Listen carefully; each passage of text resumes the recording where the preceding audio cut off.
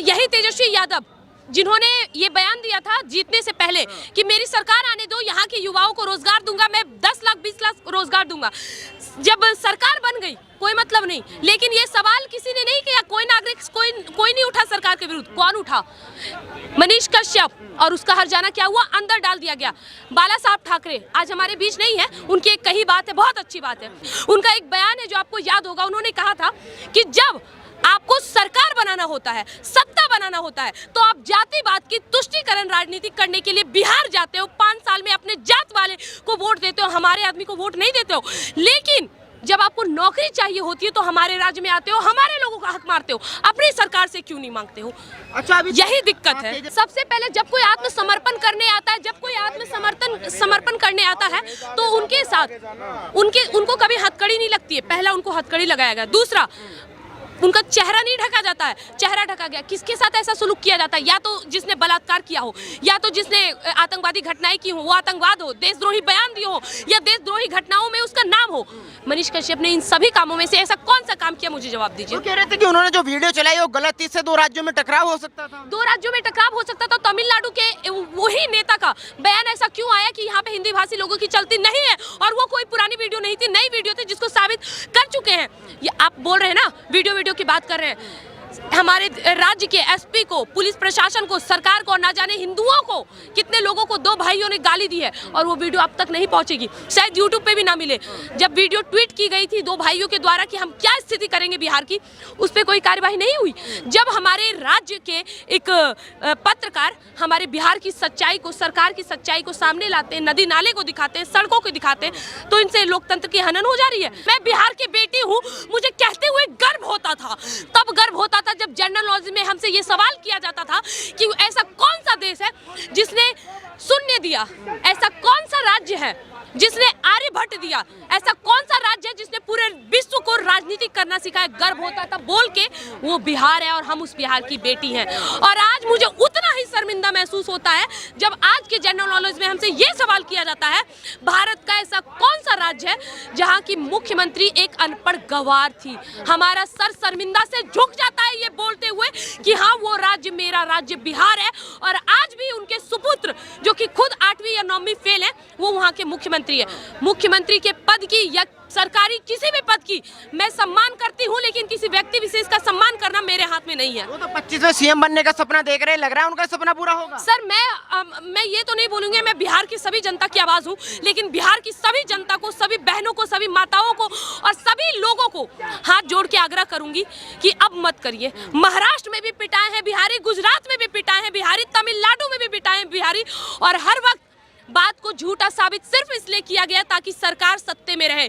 अब ये नहीं चलना चाहिए सर, अब सरकार बदलनी जरूरी है, अन्यथा बिहार को आज भी विकासशील कहा जा रहा है और आने वाले सालों में भी कहा जाएगा। आप बिहार से आते हो, कहते हैं कि जो मनीष कश्यप है वो लगातार यहाँ पे माहौल खराब करते थे, अवैध वसूली करते थे। आपको भी लगता है कि मनीष कश्यप अवैध वसूली करते थे? देखिए, मुझे ऐसा लगता है, मैं बिहार से आती हूँ और मैं बिहार से कल ही आई हूँ, तो मैं एक चीज आपको बता दूं कि बिहार में भी जो मौजूदा स्थिति है, सबसे पहले समर्थक, हम और आप पागल तो है नहीं, या फिर आप इतने बड़े न्यूज रिपोर्टर, आप मुझसे इनके बारे में सवाल पूछने क्यों आए हैं? कुछ तो होगा। अगर वो इतना माहौल खराब करते तो लाखों लाख की भीड़, इनका मतलब तो यही है कि माहौल खराब करने में वो लोग का भी समर्थन है। सर, 60 लाख उनके फॉलोअर्स से ना जाने अभी तो और कितने बढ़ गए हैं। तो इन सब चीजों को देख के नहीं लगता है कि उन्होंने कोई इतना घनिष्ठ अपराध वाला काम किया है जिस तरह से उनके साथ सुलूक किया जा रहा है। इस तरीके से मनीष कश्यप को बिहार में समर्थन मिला, क्या तेजस्वी ने सोचा था कि ऐसा समर्थन मिलेगा? मुझे तो नहीं लगता ऐसा सोचा होगा, क्योंकि अगर वो ऐसा सोचते तो शायद ऐसा नहीं करते, क्योंकि तेजस्वी यादव का दिमागी संतुलन एक ही जगह पे अटका हुआ है, कहाँ? जातिवाद की तुष्टीकरण राजनीति करने में। लेकिन उनको ये समझ नहीं आया कि आजकल का युवा जात में नहीं बैठा हुआ है, वो सब जागरूक हो चुका है। और तेजस्वी यादव द्वारा जो मनीष कश्यप पे किया जा रहा है, अब उनका हर्जाना उनको बहुत गलत तरीके से भुगतना पड़ेगा। बस उस अंजाम के लिए तेजस्वी यादव, पूरा लालू परिवार तैयार हो जाए। आपको याद होगा महाराष्ट्र में जब उद्धव की सरकार हुआ करती थी, अर्नब गोस्वामी को भी ऐसे जेल में डाल दिया। जी बिल्कुल, आपने सेम बोला और मेरे मुंह की बात छीन ली आपने। मैं भी यही अभी आपको उदाहरण देने वाली थी। ये सेम स्थिति वही की है, और वहाँ की मौजूदा क्या हुआ था स्थिति आपको पता है। बिहार में भी अब सत्ता ऐसी पलटने वाली, और ये बौखलाहट साबित करती है कि उनके अंदर की जो वो थी ना आग, कभी चाचा को प्रधानमंत्री बनना है, तो कभी भतीजा को मुख्यमंत्री बनना है, उप मुख्यमंत्री बनना है। इन सब का चाल समाप्त हो चुका है। अब ये लोग कुछ बनने के लायक नहीं है। एक सांसदी विधायक लड़ रहे, वो भी बहुत है। नीतीश जी तो कह रहे कि प्रधानमंत्री हम ही बनेंगे, विपक्ष का चेहरा हम ही है। कल तक लालू के खिलाफ आवाज उठाते थे, अब चुप्पी साधे हुए पूरे मामले पे। अभी यही नीतीश कुमार का नाम पूछ लीजिए ना, भारत के किसी और राज्य में कितने लोग उनको जानते होंगे। मुझे एक बात बताइए ना, कि ये बिहार की बात कर रहे हैं, बहुत तो बिहार के मुख्यमंत्री का नाम पूछ लीजिए ना, नहीं बताएंगे। लेकिन बच्चे बच्चे के मुंह पे एक नाम है, पता है क्या? मोदी मोदी मोदी। बच्चे बच्चे के मुंह पे नाम है। भाई कौन है, क्या है मोदी? पूरा भारत ही नहीं बल्कि पूरे विश्व में मोदी का डंका बज रहा है, भारतीय जनता पार्टी का डंका बज रहा है। मुझे एक जगह बता दीजिए जहां नीतीश कुमार के लिए ऐसी बौखलाहट, ऐसी पागलपन और ऐसी प्रेरणा स्रोत बातें होती हो। आपने कहा कि बिहार वासियों को बाहर जाना पड़ता है, तो मुझे एक बात बताइए, वजह क्या है? क्यों बिहार वासियों को बाहर जाना पड़ता है? क्यों उनको वहाँ रोजगार नहीं मिल पाता? यही तेजस्वी यादव जिन्होंने ये बयान दिया था जीतने से पहले कि मेरी सरकार आने दो, यहाँ के युवाओं को रोजगार दूंगा, मैं 10 लाख 20 लाख रोजगार दूंगा। जब सरकार बन गई कोई मतलब नहीं, लेकिन ये सवाल किसी ने नहीं किया। कोई नागरिक कोई नहीं उठा सरकार के विरुद्ध। कौन उठा? मनीष कश्यप, और उसका हर्जाना क्या हुआ? अंदर डाल दिया गया। बाला साहब ठाकरे आज हमारे बीच नहीं है, उनकी एक कही बात है, बहुत अच्छी बात है। उनका एक बयान है जो आपको याद होगा, उन्होंने कहा था कि जब आपको सरकार बनाना होता है, सत्ता बनाना होता है, तो आप जातिवाद की तुष्टीकरण राजनीति करने के लिए बिहार जाते हो, 5 साल में अपने जात वाले को वोट देते हो, हमारे आदमी को वोट नहीं देते हो। लेकिन जब आपको नौकरी चाहिए होती है तो हमारे राज्य में आते हो, हमारे लोगों का हक मारते हो, अपनी सरकार से क्यों नहीं मांगते हो? अच्छा, अभी यही दिक्कत है। तेजस्वी यादव का भी एक बयान आया था, वो कह रहे थे कि जितने भी गुजराती है सबके सब ठग हैं।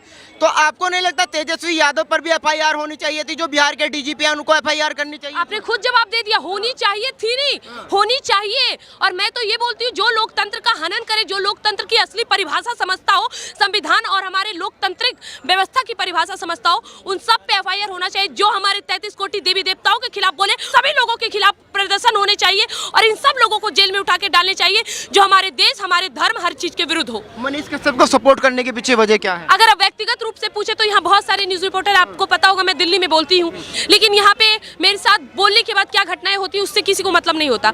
मनीष कश्यप बिहार के हैं, मैं भी बिहार से हूँ, तो उन्होंने बस ये जानने के लिए कि क्या बिहार की वो बेटी दिल्ली में हिंदुत्व के लिए दहाड़ने के बाद क्या वो सुरक्षित है, सिर्फ वो सवाल पूछने के लिए, कोई देश और धर्म का मुद्दा नहीं उठाया, केवल ये सवाल पूछने के लिए वो बिहार से दिल्ली आए। व्यक्तिगत रूप से मैं केवल इसलिए समर्थन करती हूँ। और दूसरा, सरकार से सवाल पूछने का, सिस्टम से सवाल पूछने का हिम्मत हर कोई नहीं करते, और उन्होंने ये हिम्मत करी, नदी नाले को दिखाया, सरकार की सच्चाई को दिखाया, इसलिए समर्थन करती हूँ। आपको लगता है वो सही मुद्दे उठा रहे थे जो उठाने चाहिए? बिल्कुल, वही तो मुद्दे हैं। कौन दिखा? अच्छा, आपको नालंदा विश्वविद्यालय का नाम सुना है? सुना है ना? नालंदा विश्वविद्यालय को नालंदा खंडहर देने वाले कौन? सरकार। उस बख्तियारपुर, जो बख्तियारपुर आप कह रहे हो ना, उस किसके नाम पे बना? बख्तियार खिलजी, जिसने नालंदा विश्वविद्यालय को ध्वस्त किया।